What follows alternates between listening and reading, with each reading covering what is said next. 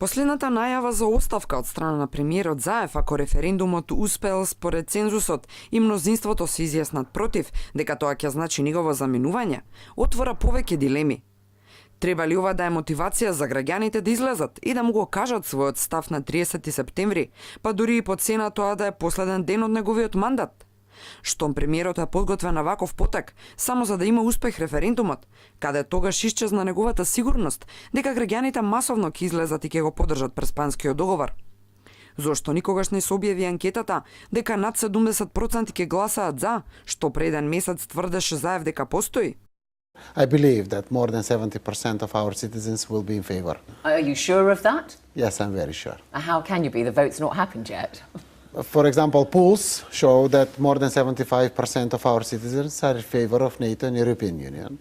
More than 70% of our citizens believe that this question should have been solved later or now is good moment, or more than 75% will go for a referendum and vote.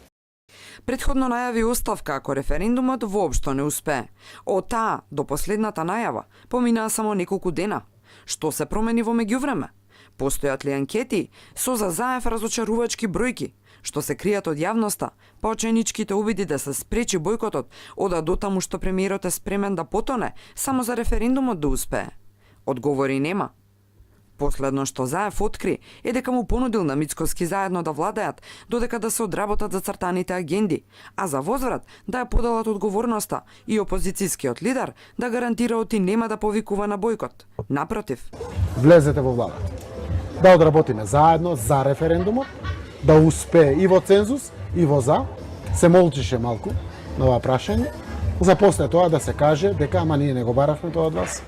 Тука стана јасно дека пуста амнестија само тоа е интересно. Мицкоски му одговори оти ова е спротивно на неговите морални принципи, но и против уставна понуда. Оти кој ќе биде во власта, одлучува само народот на избори.